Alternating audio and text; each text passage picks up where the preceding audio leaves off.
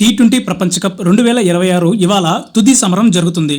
అహ్మదాబాద్లోని Narendra Modi stadium వేదికగా Bharat, New Zealand title కోసం పోటీ పడతాయి. రాత్రి 7 గంటలకు ప్రారంభం కానున్న ఈ మ్యాచ్ కోసం క్రికెట్ ప్రపంచమంతా ఆసక్తిగా ఎదురుచూస్తుంది. భారత్ వరుసగా తమ రెండో టైటిల్ను సాధిస్తుందా లేక న్యూజిలాండ్ తొలిసారి ప్రపంచ ఛాంపియన్గా అవతరిస్తుందా అన్న చర్చలు జోరుగా సాగుతున్నాయి. మండు టెండల్లో ఈ హిట్కు తోడు మరో సంచలన విషయం వాతావరణాన్ని మరింత వేడెక్కిస్తుంది. అదేంటంటే భారత టీ20 జట్టు కెప్టెన్ సూర్యకుమార్ యాదవ్ నేటి ఫైనల్ తర్వాత అంతర్జాతీయ క్రికెట్కు వీడ్కోలు పలకతాడని సోషల్ మీడియాలో జోరుగా ప్రచారం జరుగుతుంది. టైటిల్ గెలిచినా గెలవకపోయినా సూర్య నిర్ణయం మారదని పలు కథనాలు వెల్లడిస్తున్నాయి. వయసు పైపడ్డం 35 సంవత్సరాలు, మిగతా ఫార్మాట్లో వన్డేలో, టెస్టుల్లో అవకాశాలు లేకపోవడం చేత స్కై ఈ నిర్ణయం తీసుకున్నట్లు తెలుస్తుంది. దిగ్గజాలు రోహిత్ శర్మ, విరాట్ కోహ్లీ తరహాలోనే స్కై కూడా కెరీర్కు వీడ్కోలు పలకాలని భావిస్తున్నట్లు సమాచారం. రోహిత్ కోహ్లీ టీ20 ప్రపంచ కప్ 2024 గెలుపు తర్వాత పొట్టి ఫార్మాట్కు రిటైర్మెంట్ ప్రకటించిన విషయం తెలిసిందే.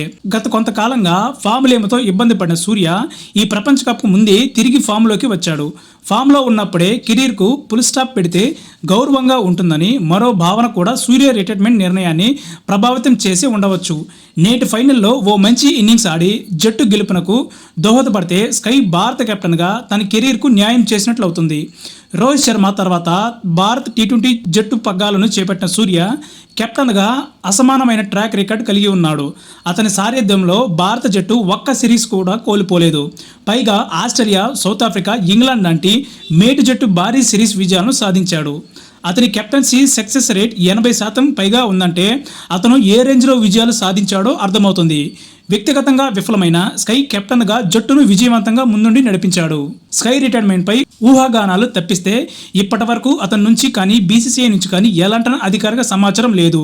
ఈ విషయంపై సందిగ్ధత వేడాలంటే మరి కొన్ని గంటలు వేచి చూడాల్సిందే.